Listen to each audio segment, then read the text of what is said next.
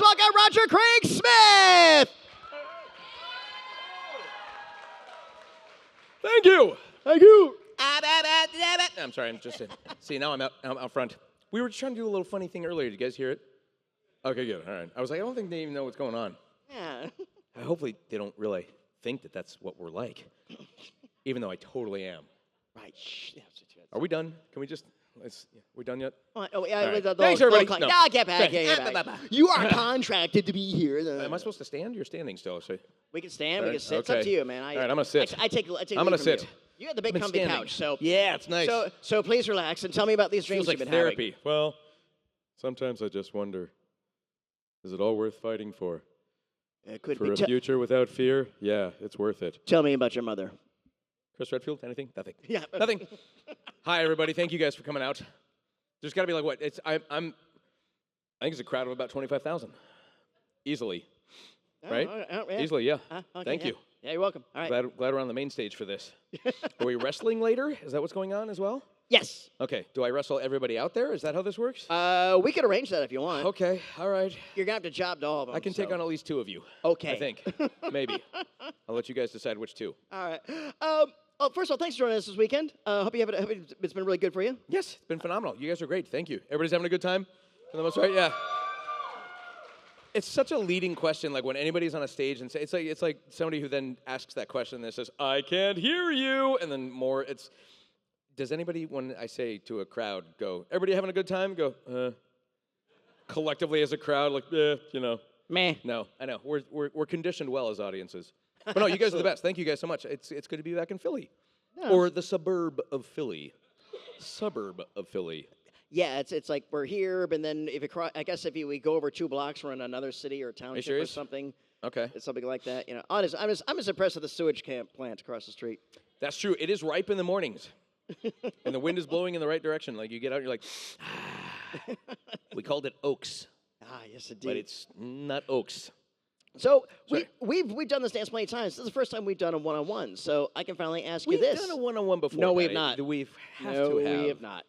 We've always been like the casts and all that stuff. All right. So, by the way, if you go to our GalaxyCon YouTube page, a couple of years ago, we did during the unpleasantness known as COVID, we went to a virtual format and we did several virtual. Oh, there events. you go. Yeah, we did arcade, we did Marvel, and a couple other stuff, and Sonic. Voices of Video Gaming or something like that. We did Charles Martinet, Patricia Somerset, and oh god, yeah, there was a bunch of us on there. Yeah, right. we did a ton of stuff. Anyway, they're really, really fun. Check it out, especially if you're a fan of his. He steals the show. This guy's okay too. Yeah. I mean, so I can everybody think Patty's great? Oh, damn it!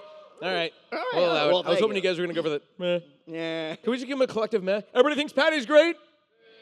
There we go. Well done. We hope you have enjoyed this panel. Go. The show's closed. Go home. So good. Yeah, there we go. That was a good one. Whoa. All right. Woo. Okay. Security. What's So I can finally ask you this. What's the origin story, man? How'd you fall into this?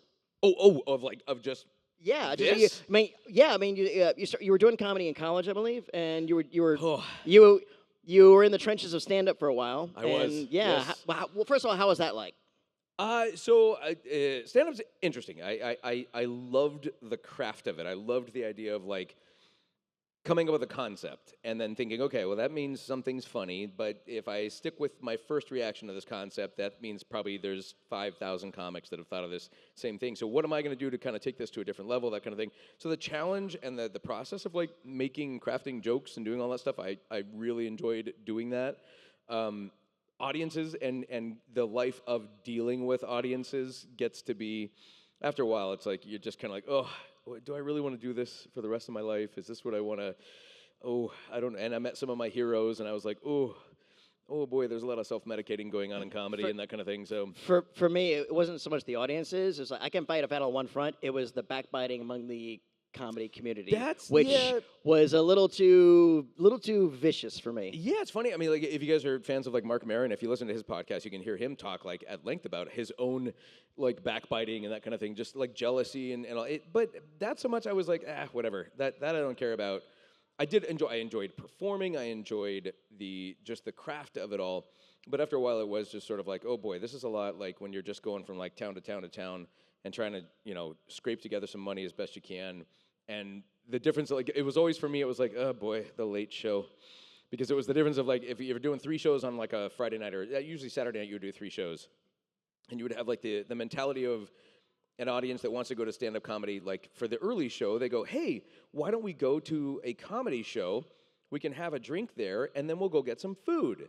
And then the middle show mentality of the audience was like, hey, why don't we go get some cocktails and some dinner, then we'll go to a comedy show, and then we can go out after that. And then the late show was like, why don't we go get completely blitzed on alcohol, eat a bunch of food, then get more drunk at a comedy show and heckle the acts that come up on stage. And it was always, you just knew what you were getting yourself into.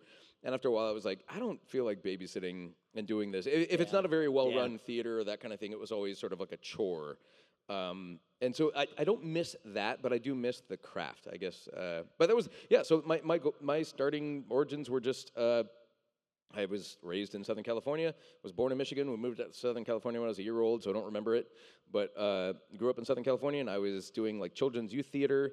There was a company called My Art, which was musical youth artist repertory theater that was based out in Long Beach area. And I would do their shows, and then did, like, theater arts in high school, and then got out of high school and was, like, directionless and was playing drums in bands and doing all these different things. I was just all over the map. And then finally I went back to college at 25 and finished college at 27, was still broke around 30. And then I remember waking up on my 30th birthday going, I got to figure this out. I just got to do something. And by then I was working on screenplays and had a project that was in development. We'd had like 5 different rewrites with it, but I had kept kind of like pursuing some of the voiceover stuff on the advice of people that were in the stand-up world that were saying, you should think about doing this. And I was just like, okay, fine. Went and looked into taking some voiceover classes in commercial voiceover work, started pounding the ground, pounding the pavement, it's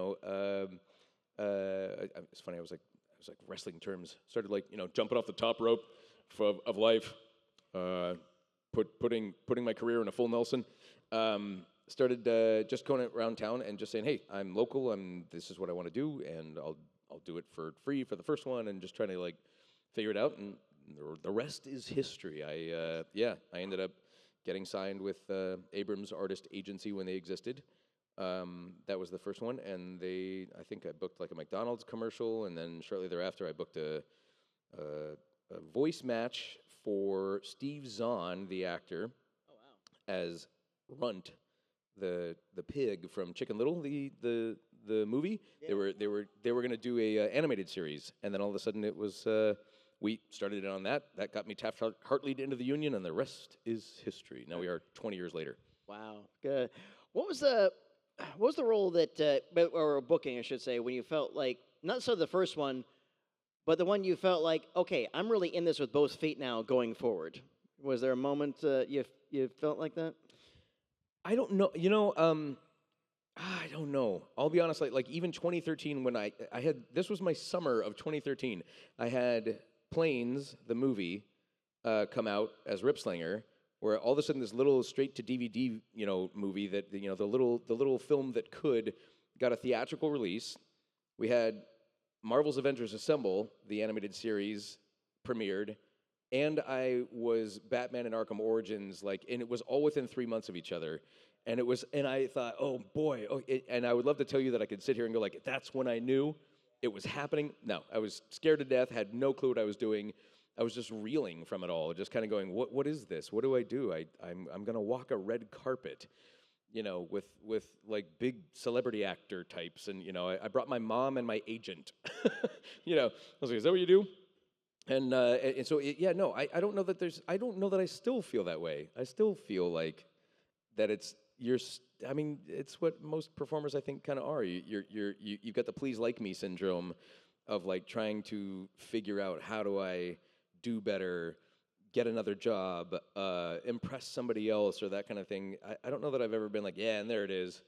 If anything, I can remember being in the booth with Liam O'Brien and Stephanie Shea, who were my directors on Resident Evil 5. And at one point, I honestly did not know much about the Resident Evil universe. And I thought, this couldn't be a big game. This is, it's the 5th installment of something. That's usually, how good can something be after, 2 or that kind of thing.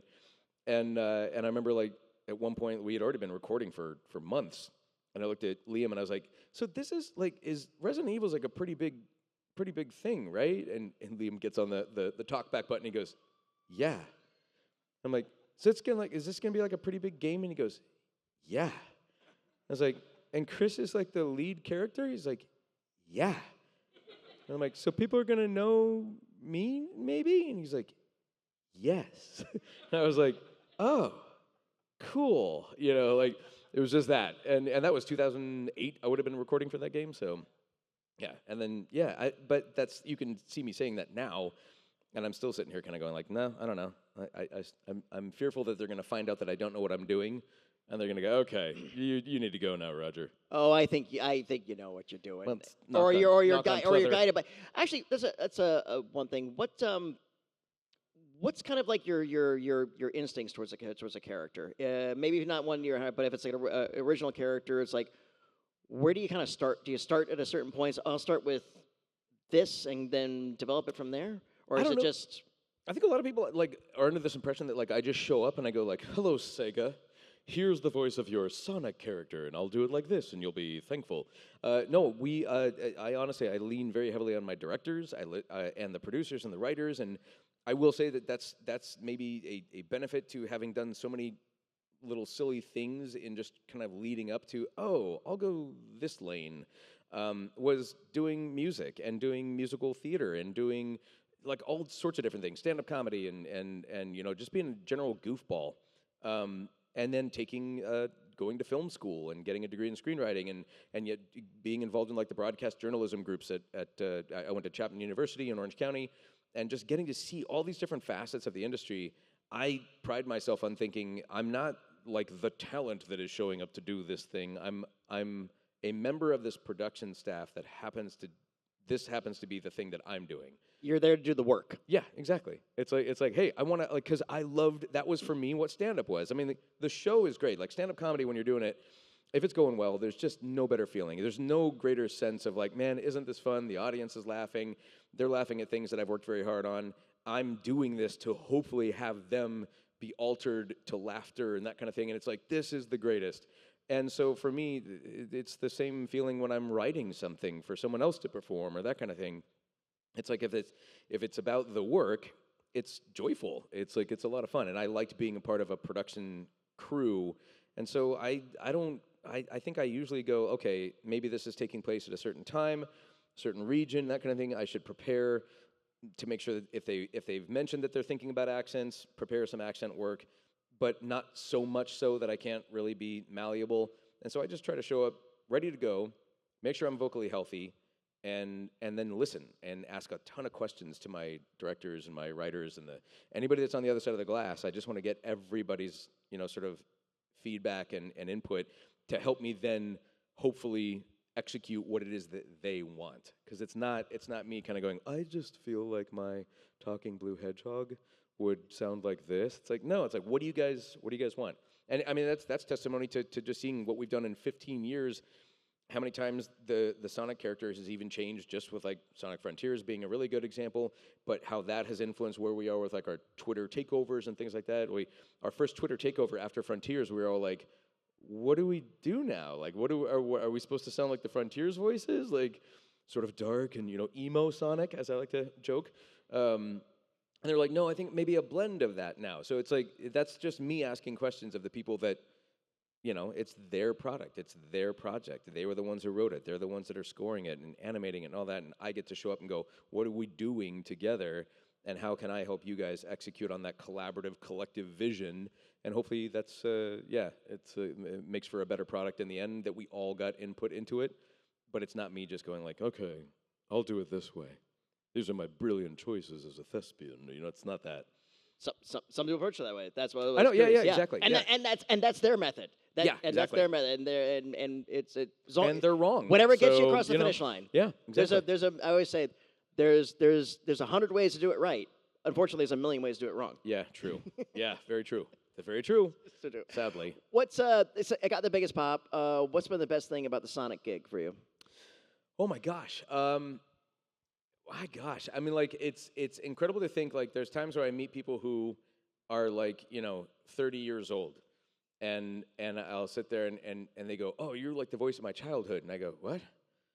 No, and they're like, yeah, man, I was like 15, and I go, oh yeah, like I was 15 when that game came out. I was like, oh yeah, that was 15 years ago. That's not right. That's just not right. And I remember thinking, what was I doing at 15? I was like, oh, the Sonic the Hedgehog game was just coming out. And it's absolutely surreal to be like, man, who would have thought? I make this joke all the time with my friends where I just go, yeah, I'm doing this thing. And they, like people who knew me from like childhood and that kind of thing, are like, I can't believe you're doing what you do. And I go, I know, right? And I go, life is going exactly as I planned, because there's nothing about this that was ever to a plan or anything like that. But the idea that this game and the birth of this icon of the interactive world in the video game industry is something that I now get to be a part of. When I was walking by a Circuit City, for the old folks in the audience who remember what Circuit Cities were, where service is state of the art. Remember that? That's right, yeah. Welcome to Circuit City, where service is state state of of the the art. art. Boom. Yeah, I was walking by a Circuit City, and they had a display window, and they had a little TV set up, and it was playing the Sega Genesis, and it was playing the demo of, like, Sonic the Hedgehog, and I'd never seen a video game move that fast, and I was like, how do you even play this? Like, this is impossible. You can't, it's blast processing. You can't go that fast. And then to be here this many years Atari later, was never that fast. Oh, I know, exactly. In television for me, I was like, yeah, okay, in television. Atari, please. It has one button. No, yeah, it was like, I just was like, wow. And then here we are this many years later. And honestly, it's one of those things where I was a guy just trying to do a job, just trying to have a career in something, I guess. I don't even think I was setting out going, I'm going to build a career in this industry. It was more like, maybe I can do this and stop being broke. That'd be fun. And then it became this thing, and then here we are this many years later, and 15 years later for Sonic the Hedgehog, I'm still getting to do games, and it's like, man, it's crazy to be a part of something like that, and to, for 15 years, recognize the Sonic fan base, watch it morph, get to be a part of something from a behind-the-scenes perspective, but then also get to be out and meet people who share cool stories with me that are very similar to me, kind of going, yeah, I remember seeing this thing, this hedgehog character, and it would tap its foot and look at its watch, like if you stopped playing the game, that kind of thing. It was all these things that we now take for granted, I guess, as an industry. To see that, to be a part of it now, and to get to be on the receiving end of the attention that is undeserved, because it's deserved for the people who really build the games and make the music and do all the graphics and all that kind of stuff. But as voice actors, we get a lot of attention for it. So yeah, it's just incredible. It's been a wild ride. It's been a lot of fun, and I it's not lost on me that I'm extremely fortunate to get to do what I get to do, and that hopefully we keep kind of knocking it out of the park for the gamers and make them happy. There's never been a better time for being a part of Sonic the Hedgehog. There's never been a better time to be a Sonic the Hedgehog fan. You've got Devin Mack doing the Sonic Prime series on Netflix. You've got Ben Schwartz doing a fantastic job. He's brilliant with the cinematic universe, the Sonic cinematic universe. There you go. That's good. I think you speak for everyone globally. And all right, You're good. Thank you. But we've had it's been incredible. It's just been an incredible ride, and it's like you sit there and you think, man, that's passion from the Sonic fans that I get to be on the receiving end of. So it's a cool thing. Yeah. Well, brother, I'm gonna jump out and take some of their questions. Cool. But before I do that, Yes. as always, on behalf of them and myself, I want to thank you. Oh my gosh. No, I want to thank you for your talents and your professionalism and all this work that you've done over the years, man. You've got Yeah. a fantastic body of work. You are one of those rare guys that nailed Batman and Captain America, which are very, very, very different characters, but they're both heroes and everything else, and you've done so much work. And you're always so good to the fans. Oh, thank you. You really, really are, man. So Well, just I'm thank drunk. you for all this stuff. Just incessantly drunk. That's how it Oh, works. that- It's a joke. I'm kidding. I'm kidding. No, I'm kidding. I am kidding. Nah, I'm he kidding. is. He Could I is. do any of this if I was? No. Gosh, no. Dude, It would never happen. So, It'd be a very different interview. yeah. It'd be very boring. Yeah. Thank you guys for showing up. Are you going out and doing questions and stuff like that? Is that what we're Yes. doing? Okay, cool. Yeah. Good. Yeah. Good. What is this? What's in the bag? Candy. Oh, What do you it mean? was almost like 7, right? Like, what's in the bag? What's in the bag? Yeah, no. What's in the bag? Everybody asks a question, gets a piece. Here, you can have one. There you go. Whoa. Hey, not As a bad. lefty. Oh, sour punch. Yeah, that's right. That's good. I could open this up and have it, and then I'd be drooling all over the microphone. That wouldn't be good. Could be. Hey, what's your name? My name's Kelsey. Kelsey, good to see you. Yes, we met on Friday. And the question I have for you is going to be a little niche. Since canonically, Chris Redfield has no birthday, only a birth year. What? Yes. See, I didn't know that. Well, now you do. Is he a zombie? Somehow not yet. Okay. Because of that, what do you think his appropriate astrology sign would be? Oh, gosh. Ooh.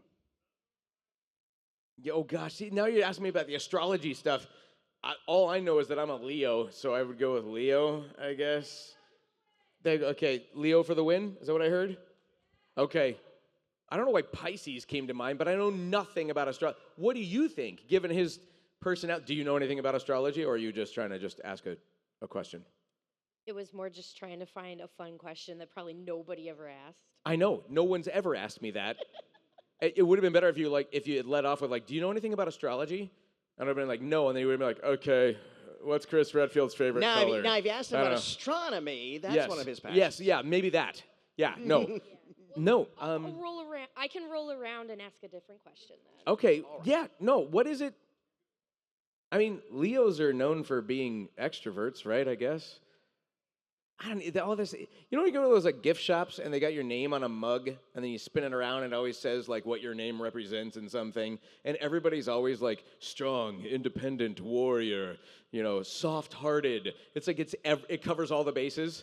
That's for me. I'm kind of like, I don't know. He's a Leo, but what does that even mean?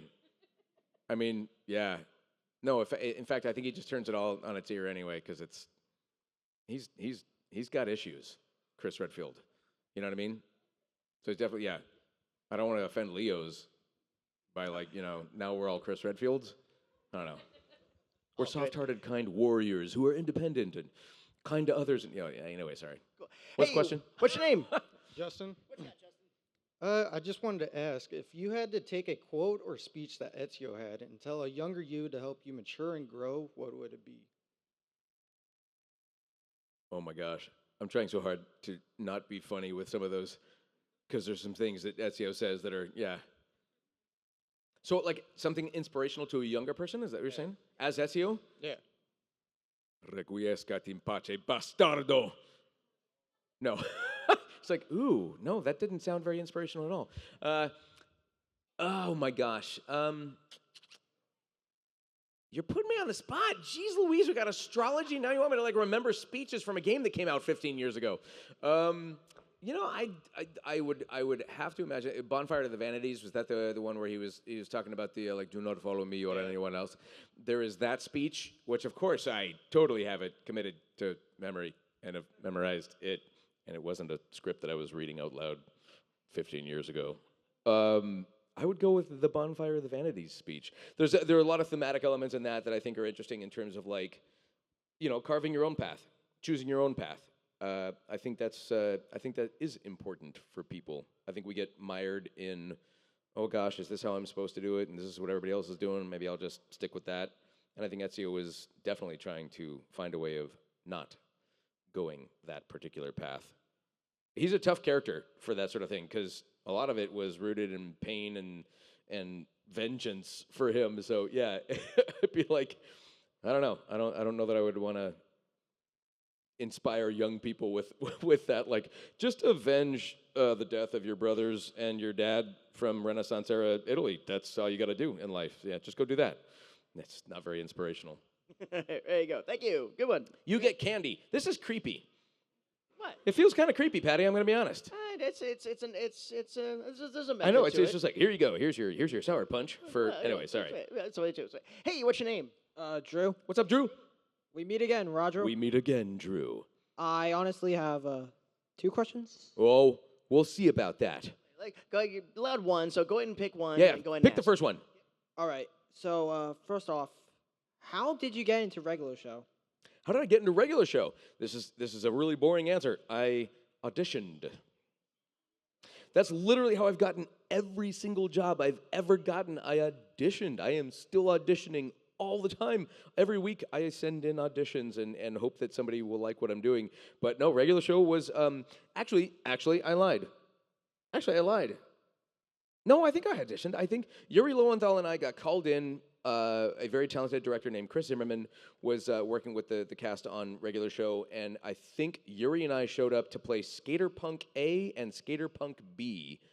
And I think that was literally my foray into meeting the crew on regular show and then kind of going, he was funny, he was cool, let's bring him in for something else. But I still think that I might have also auditioned for Skater Punk A or B, and that Chris was like, you should work with these guys, Yuri and Roger are great, that kind of thing. She brought us in, and that's how it went. Cool. Good Second one. question. Thank you. One more quick question. You can do it, Drew. One more quick Yeah, all question. right, go. What you got? That was an easy answer. Okay, so second off, did you ever like go into a indie animation show, like voiced for it? Because I actually have like a recommendation for you. You have a recommendation for me to go to an indie animation awards show? No, like voice act in it. Oh, voice act. Uh, You mean you're going to give me a job? yes. I'm I listening. recommend you voice act for Battle for Dream Island. That's a declarative statement, not a question. Okay, that works. But you get candy No, either no, way. You're good. You're good. Thank you, Drew. You, man. Thank you, Drew. Appreciate No, it's cool. you. I like it. I like where your head's at. I like. Maybe you could put in a good word with the directors. Thank you. Hey, Please what's your hire name? me. My name is Jared. I Hey. have a question for Yes. you. Is mostly how did you find and kind of come up with the voice for Mirage from Apex Legends, like the quirky and funny? Oh gosh, Respawn. Working for Respawn has been phenomenal. They are so awesome with the people that they hire for these things. Again, I auditioned. I guarantee you, I probably saw some character that was not called Mirage at the time, and they sent out specs. And the typical process for a voice actor auditioning for any given job is that your agency has a relationship with these buyers, as they would refer to them, which are the people that are like casting for radio, TV commercials, interactive games, all that kind of stuff. And they send the specs out to the talent at their agency that they think would be a good fit for these roles. They probably came up with some like wisecracking character, and they're like, that's Roger. And they sent me something, and I looked at, and it'll say things like, this character is between the ages of 18 and 40, and may or not be this or that. And then you literally just throw sometimes one or two takes of a character choice at something, and then hope that they go, yeah, okay, bring that guy in, so that you get the callback. Now we're gonna whittle down our choices to these 10 actors and bring them all in. And I think that was how that process started. I think I auditioned. I might have come in and then met with the crew from Respawn, and they might have like said, hey, we're going to kind of hone it this direction, do this kind of thing. Respawn, though, as a company, has been so phenomenal for letting all of the actors that are involved in Apex Legends kind of shape and form the characters from a collaborative perspective. They would say, like, we think this guy is insecure, but he has bravado as like trying to overcompensate for it, and therefore his tongue moves faster than his brain can keep up, and very often, or the brain moves faster than the tongue can keep up, so he's gonna always like flub his words a little bit here and there, that kind of thing. And then it was like, oh, okay, so like how, like this, like that, and they go, yeah. And then if you want to play around with it, and suddenly you start kind of going, well, what about like some self-deprecating jokes at the end of it kind of thing? That would be me trying to like put a little button on the end of a funny line or something like that. And then everybody would keep laughing. We'd all have a good time with it. And that was, again, everybody in the room kind of like fueling and feeding into how we created Mirage. And it's just that. I wish I could say that, I just took, he's so easy at this point. He's very much in my natural register. He's not too far away from where I speak. I add a little bit of, like kind of, a little more. He's got like a little, this kind of thing. He's a little more arrogant. But then it always comes to this like, self-deprecating stuff at the end. That's just everybody working together. That's them. I wish I could say that it was, oh, wait, he's taking the middle rope. Now we're going to the top rope. He's going for the suplex. Or he's fixing a pole. All right, sorry. That was exciting. Fun question. Thank Sorry. you. I didn't do a good job of that. Oh, sorry, yeah. You didn't see. There was a gentleman behind you who was working on the wrestling ring. Right, okay, right. Just in case you all thought that might have had like a minor stroke and just suddenly started randomly calling out something. Yeah. Hey, what's your name? Harvey. Harvey, That's Roger, nice to see you again. nice to see you. So, out of all the Ezio games of the trilogy, which was your personal favorite? Mine's Assassin's Creed 2. Mine is also, of those three, mine is also Assassin's Creed 2. Mainly just because it was like, my gosh. You figure I started working on that game in 2008, had no clue. Well, that was an audition, a callback, and then all of a sudden you got it. And it's like, okay, so I'm Roger Craig Smith, Scotch-Irish guy, like basically 96% Irish, I think, on the 23andMe test. I'm going to be playing a Renaissance-era Italian assassin character. What could possibly go right?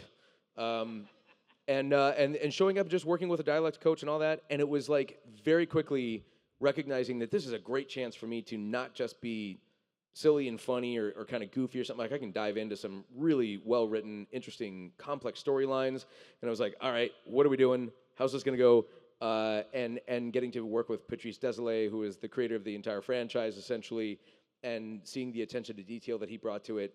Working with Ida Darvish, who was my dialect coach on AC2, Amanda Wyatt, Pedriana now, was our director on Assassin's Creed 2, and it was just a really fun. Corey May, the writer, I mean, like, you name it, like just such a special, cool, unique thing where it was like, unlike something like a Captain America, a Batman, a Sonic the Hedgehog, you name it, there's nobody that gets to sit back and go, well, you're not my Ezio Auditore da Firenze. It's like, nobody knew who Ezio was. And it was like, we're going to create something new, and it was like a total roll of the dice, and it was exciting to see it come out and be well-received. And so AC2 for me is just like the fondness of a group of people working diligently on this collective thing that nobody knew how it was going to go, but it felt good. And then to have it be received well was awesome. So AC2 for me, yeah. Good one. Thank you, Thank bro. Hey, what's your name? Brian. Brian, what's up, buddy? Hey, Roger. Nice to meet you. Good to see you. This might be a difficult question. Okay. But what was your favorite scene out of all of Sonic Boom? Oh my gosh, that is a very difficult question because out of all of Sonic Boom, which was like the most fun we've had as a Sonic cast, getting to record that show because it was just utterly silly. And there were so many things that we just knew like weren't going to necessarily be like canonically anything that like Sonic fans would recognize. Like they were doing, I mean, that was Bill Freiberger and the writers that worked on that were so phenomenal for like fighting for certain jokes to be put into Sonic Boom. There was a lot of fun moments. I'm fond of the moment we broke the fourth wall like endless times in that show. I enjoyed getting to be Roger, the voice guy who's in the booth as there's this scene where Sonic is falling out of the sky and he says like, I'm coming in for a hard landing, Tails, you got me covered? And Tails says, Roger. And then Knuckles, being the mental giant that he is, says like, who's Roger? And then I look at Jack, our director, and he just goes, go ahead. And I said, he's talking to me. Thanks, buddy. Like, because I was like, this is what the writers intended, right? They wanted me to reference me, Roger, right? Is that? And they go, yeah, that was what it. That's just fun. That's a lot of fun. My favorite line, I think I've said this multiple times. My favorite line from Sonic Boom was not as Sonic, but as Dave the intern, because it's just such a well-written, phenomenal line, and there's so much darkness and expository suffering behind this line. But he says, "Stop telling me what to do. You're not my mom's boyfriend." And if you just take a moment and think about what's going on inside that line, this poor little psychopathic kid like Dave the intern is standing up for himself by saying, you don't get to tell me what to do. You're not my mom's boyfriend. It was the best line ever. Yeah, I loved getting to do Dave because he was just so wonderfully creepy and odd. But yeah, so there, yeah. Cool. Stop telling Great me what point, to do. You get candy now. Don't eat all the candy. I want some later. I got There you go. That's his. You're not my mom's boyfriend. You don't get to take all my candy. Hey, what's your name? Hey, my name's Riley. I met you on Friday. What's up? Hey, good to see you again. Well, yeah, besides I took guys signed the Chris Redfield thing. But besides that, I am a big regular show fan. I grew up with it a lot. Whoa! Yeah, besides Thomas, besides that's not very small. What's your favorite character that you voiced besides Thomas in that show? Frank from Chopper 6. Margaret's dad. Mordecai, take that Speedo off and get that away from me. Yeah, Frank from Chopper 6, Margaret's dad. Because the story is, and it's very apropos that we're by a wrestling ring. The story is, I was in there doing work for a regular show, and they said, can you do a scratch voice, which in the business it means we're gonna do a performance so that the animators can kind of piece the scene together and that kind of thing. You're not gonna be the finished, voice. You're not gonna be the final actor. They choose somebody else is coming in to do the actual voice work, and they had said, can you do some scratch work for us? And I was like, yeah. What do you got? And they go, got this character, Margaret's dad. And I'm like, oh no way. So it's this introduction of this new character, Margaret's dad. And I said, what are you guys thinking? And they said, we're actually going to get like a celebrity. I was like, oh, no way. Who are you getting? And they said, Jesse Ventura. And I was like, oh. And in my mind, I just went to Randy Macho Man Savage. I don't know why. I mixed the two up, right? And so they go, yeah, just, start the line. And the line was just something like Mordecai, don't get friendly with me or something like that. So I go Mordecai, don't get friendly with me, and JG's like, no, dude, that's wrong. That's not him. And I was like, wait, that's Randy Macho Man. That's right. And he goes, yeah, it's Jesse Ventura. And I was like, Jesse the Body Ventura. And I was like, oh, wait, the governor. The governor of Minnesota. You know, right now your government has helicopters that are monitoring what you're doing. And I was like, and he goes, yeah, that guy. And Chris gets on, our director gets on, she goes, who's doing that? And I go, I am. And she goes, I didn't know you could do that. And I go, Neither did I. So I didn't know I could do this, guys. This is what we're kind of going for. and next thing you know, it was like, they were like, yeah, we're doing it. And we get done, and JG was laughing, and he goes at the end of the session, he goes, yeah, you're funnier than he is. We're not even going to bother calling him. And I was like, good.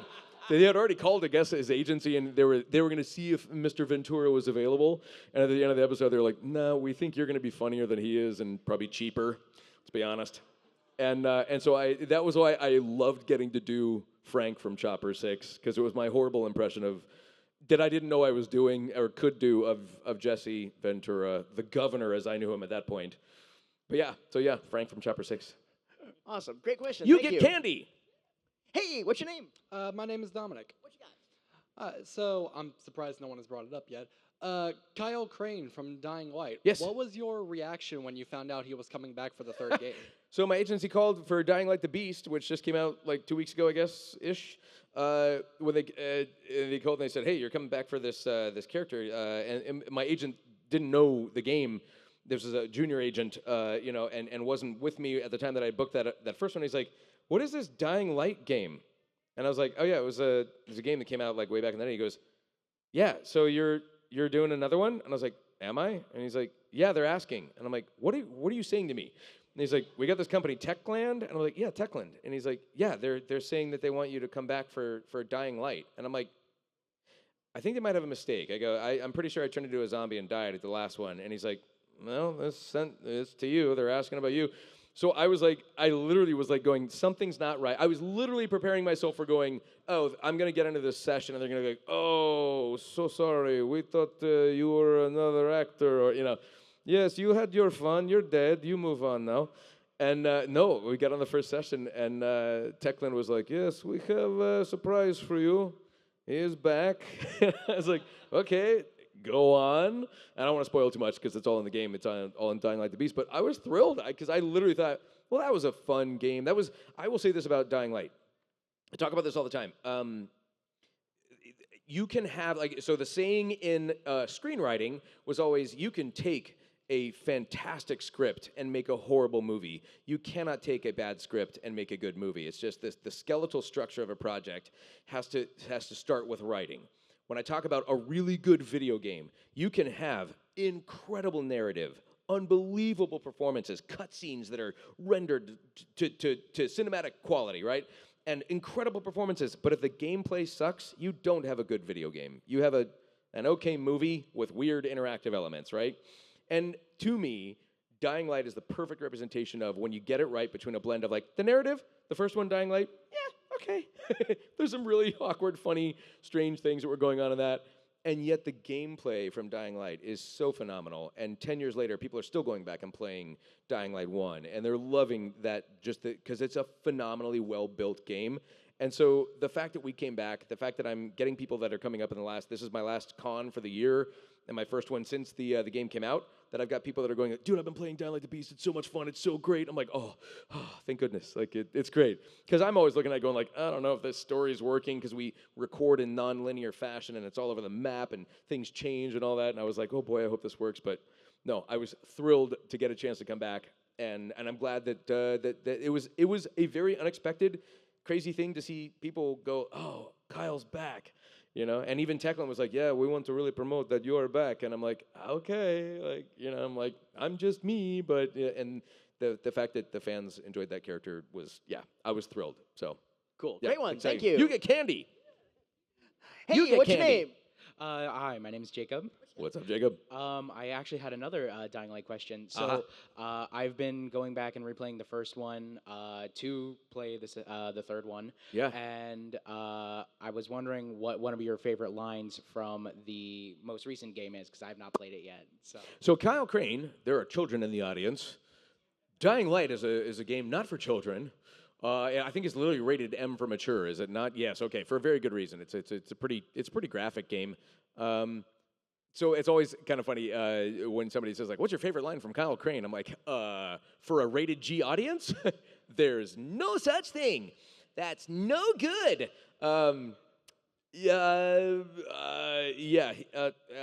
My favorite moment probably was, and I know it's the same thing with a lot of fans as well, from Dying Light 1, when he first encounters the zombie that is known as a spitter. And he starts yelling and screaming because he's had a bunch of toxic snot spit all over him. And somebody asks him why he's shouting into the radio. And his response is quite graphic and fun, and you can look it up on the internet. There you go. How about this weather we're having, huh? It's that kind of a response. Yeah. Hello. Hey, what's your name?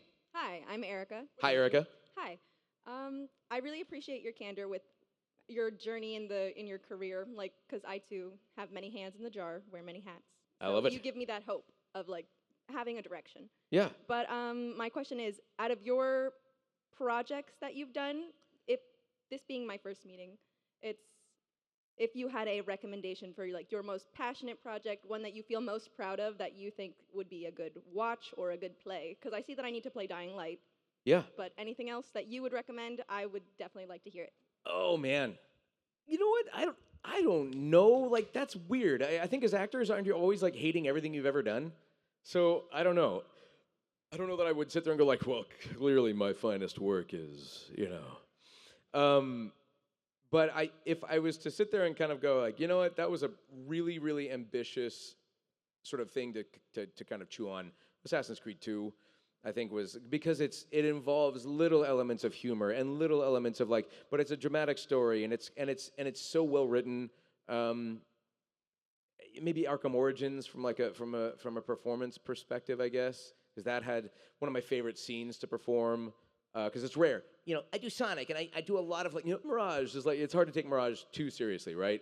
And I love characters like that. I love having fun. But it's also nice every now and then to kind of do something that's a little more grounded and serious and kind of tap into some of that stuff. And Arkham Origins, the story, getting to work with Martin Jarvis, who was my Alfred in Arkham Origins, and this scene that we shared where the crux of the story is all about Batman kind of like trying to go out on his own and prove that he doesn't need help from anybody, and that's thematically what they were trying to say is just what's wrong. Is that he does need to rely on. There's a scene in there that Batman and Alfred, where Alfred confronts him and it says like, "You're not some vigilante. You're a trust fund kid with too much anger." And there's a really neat scene that we did in that where he says, you know, like, you know, what do you see when you look at me? You know, like the boy whose shoes you used to tie. You know, the teenager nervous for his first date. It's such a great thing. So I guess is that the question that you're asking? Yeah. That's perfect. Yeah, but that's also really tough. It's like, one. what's your favorite thing about you, Roger? Yeah, I'm sorry. Thank you. Great question. Thank you. We are just about time, so this will have your last question. I'm gonna try to get to a little speed round. We can do this. You want to go Let's lightning? call 3 more. We got 1 minute and 20 seconds. All right. Okay. Question. Okay. What's your name? What's the question? Go. My name's Evan, and Yes. basic question, what was your favorite part about voicing Captain America? Oh, I'm an American. I got to be Captain America. It's nuts. It's like lightning has struck so many times. Like Captain America, Batman, Sonic, Ezio, like it's nuts. But yeah, Captain America, I was just like, you got to be kidding me. I'm like the world's greatest Boy Scout. This is the coolest thing ever. Hey, what's your name? What's your question? I'm Ray. What's Hey, your Ray. if you had to pick a character, like a guest character for Sonic Cross Worlds, who are you picking? Big the Cat. Always. Big the Cat. Come on. Hey, what's your name? What's Big the Cat's the best. My name's Steven. You have a very distinctive voice. You ever worry about being typecast as like Kyle Crane and Chris Redfield and kind of like getting in that same kind of sounding character? It's not up to me. I mean, my gosh, like you can sit there and think like if I get to be a Mary Steenburgen came to my college once and I said, oh, I want to be a character actor. And she went, sweetheart, you don't get to choose. She goes, if the industry sees you as a bully and you get to be a bully and get hired as a bully, you're going to be a bully all day long and then you're going to take that money and go do the things you want to do with it. And I was like, oh, okay, that's not bad advice. So my gosh, if I keep getting typecast as something, like, sure, if I keep getting typecast, that sounds like I'm still working. So I'll take that. But no, I do my best to try to not fall into a niche as best I can. Okay. Yes, Now, it is a concern. What's your name? What you got? My name's Stephanie. I love Yes. the work you did for OKKO with the crossover with Sonic. Oh my gosh. I appreciate all the roles you've done. I appreciate all the roles you've done, like Belson, Clarence, and Deidara. But how do you play a brat so well? How do I what? How do you play a bratty character so well? A brat is because I'm actually a brat. I'm such a jerk, and I don't like Clarence because he's so weird. No, that was, it's fun. It's fun. I'm not a brat. I'd like to think that, like, you know, I like being a nice guy. But it's also fun when you get to, like, somebody's going to pay you to be intentionally mean. It's like, okay, for a cartoon. Unless it's real life where I get to intentionally be mean to Patty because he's being nervous right now. Because he's looking at a clock right now that says we're at 0. We got some wiggle room. We do. We can blitz through this. If you want to Let's blitz do through this. we We're can going do to this. speed round everybody else. You want to know why? Everybody come forward. Everybody come on board. Okay, I want you to think of your question. I'm going to say, what's your name? And do it in the most simplest and most efficient way possible. You good with that? All right. Ready? What's your name? What you got? My name's Chris, and my question is, what advice would you get to break into voice acting? I want to be a voice actor.com. It's all right there. Yes. It's D. Bradley Baker's website. He is brilliant and a genius. If you've never seen what D. Bradley Baker can do as a voice artist, you have got to go watch the crazy sounds that come out of this human being's face. It is amazing. But we've gotten this question so many times. It's I want to be a voiceactor.com. You will find endless resources there. My advice, stay passionate, stay curious, stay dedicated. That's advice for anything you want to go do. I mean, that has nothing to do with voiceover. That's just anything in general. You want to learn how to carve a rock, stay curious, stay dedicated, stay passionate about it, and you'll probably find your way there. The good news is, it's up to you. The bad news is, it's up to you. I want to be a voiceactor.com. I look forward to hosting you on stage. What's your name? What's your question? Jensen. Jensen. Imagine yourself in an alternate universe where you were denied the role of Sonic the Hedgehog. Okay. What Sonic character do you see yourself voicing besides Sonic? Big the Cat. Are we picking up on a theme here? Big the Cat. Right. I love Big the Cat. I would love to be Shadow, though, too. Shadow's cool. Don't tell him I said that. What's your name? What He's you got? a faker. Rebecca, Sonic Yes. fan. Sonic. What's your favorite Sonic game? Sonic game. Oh, favorite Sonic game. It's a toss-up for me from a performance perspective of Colors and Sonic Generations. I just had fun doing those things. I loved the dynamic between modern Sonic and classic Sonic. Thank you. Nicely done. That was a Sonic fan going fast. Yeah. What's your name? What you got? Hi, I'm Evan. I know you said you played in a lot of bands when you were younger and played on the drums. I just wanted to know what your favorite song to play on the drums was. Oh, man. Ooh. So Steve Gadd is one of my all-time favorite drummers of all time. He, like, if like, for the old farts in the audience, oh my gosh, Paul Simon's 50 Ways to Leave Your Lover song. If you've ever heard the beginning of that song, it's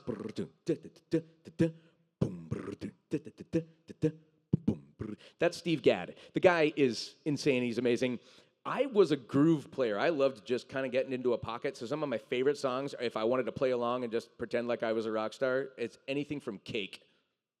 Yeah, anything from Cake. They're just a good groove pocket, singy, kind of a strange, funky, weird like group, and I just think they're the best. So yeah, anything from Cake. I'd say Neil Peart, as I knew him, but Peart apparently is how it was pronounced. I grew up as like Neil Peart, but the man is a mathematician. I could not do anything he was capable of doing. There was a reason he was called the Professor. He was the professor. I worked at Guitar Center in Brea, California, in the drum department, and when his first video series came out, and we were all excited as drummers, and we plugged it in, we were like, what? It was like math, literally math. It was amazing. Welcome back. What you got this time? With what you know about Dying Like the Beast, do you think Kyle will be able to meet Aiden in another game? I think I don't want to spoil anything. Ooh. I don't know. Maybe you could tell me. Yeah. Stay tuned. I came so close to like spoiler alerts on that. So go play Dying Like the Beast and you tell me. How about that? Ooh. Okay. What's your name? What you got? God. Shadow. Here we go. I'm back. Just when I thought it was going to be a fun panel. My bad. What's your favorite Sonic game that you did not voice? Anything that doesn't have Shadow in it. No, what's my favorite Sonic game that I did not voice? Oh, you know what? I really enjoyed Sonic Adventure 2. And like, if there could ever be, look, I don't get to say, I've been a very, very fortunate human being. I would love to think that before my career as Sonic sunsets, if they were to ever consider doing a Sonic Adventure 3, it would be such a feather in the cap of my career as Sonic. It's like, not that I have not already done it and feel good about everything I have done. It'd be so much fun to get a Sonic Adventure 3, so yeah. But Sonic Adventure 2, I enjoyed playing that one. Right on.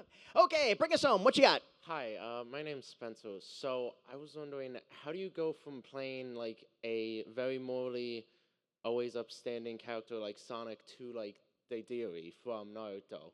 Oh, Deidara from Naruto? that's the fun of getting to do what I get to do. Like that's why it's always kind of funny when people go like, "Oh, do you ever talk to women in your Batman or Ezio voice?" And I go, "Have you seen me? Could you imagine me walking up to somebody and go like, hello?"